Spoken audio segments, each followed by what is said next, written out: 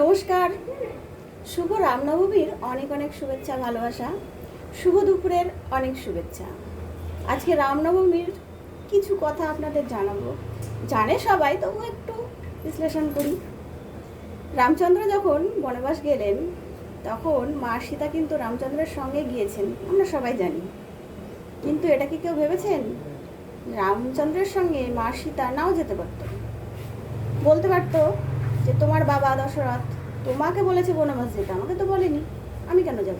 আমি চললাম বাবার বাড়িতে, সেখানে আমি রানীর মতন থাকবো, সেখানে আমার কোনো কিছুর অভাব হবে না, আমার বাবা মা আমাকে অনেক খাবার, জিনিস, পোশাক সব কিছু দিতে পারবে। তোমার সাথে বনবাস গিয়ে আমার জীবনটা কেন আমি নষ্ট করব? এটা কিন্তু মা সীতা বলেননি, কখনো ভাবেননি। আর এইটা যদি ভাবতেন তাহলে আজ রামচন্দ্র রাজা হতে পারতেন না, এটা আমি মনে করি।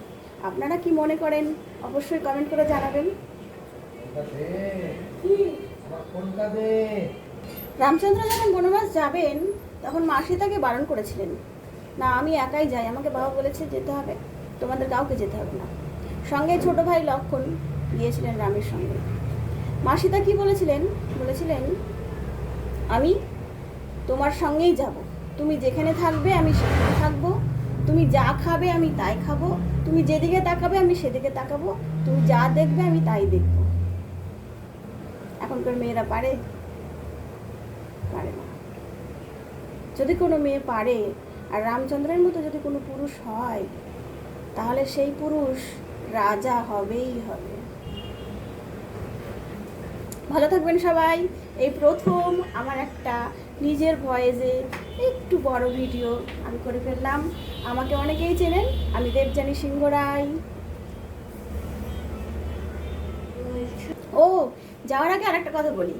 বনবাস থেকে আসার পরে সীতার কিন্তু অনেক দুর্নাম বদনাম হয়েছিল। তখন সীতা পাতালে গিয়েছে, এটা আমরা জানি, অগ্নি পরীক্ষা হয়েছে, এটা আমরা জানি। কিন্তু রাম এগুলো না করাতেই পারত, কেননা রাম তো জানে সীতা কেমন, জানে, রামচন্দ্র জানে সীতা কেমন। কিন্তু এই সমাজ, এই পরিবেশ, এই চারিদিকে যে মানুষজন, তাদের সামনে প্রমাণ দিতে হয়েছিল। কেন? যাতে তারা সীতার দিকে আঙুল তুলতে না পারে, সেই জন্য। যাই হোক, আপনাদের কেমন লাগলো অবশ্যই জানাবেন। আর কিছু বলার নেই, টাটা। অবশ্যই মন্তব্যটা কিন্তু সুন্দর করে গঠনমূলক কমেন্ট করে যাবেন, যাতে আমি বুঝতে পারি আপনাদের কেমন লাগলো এবং কি বলা উচিত ছিল।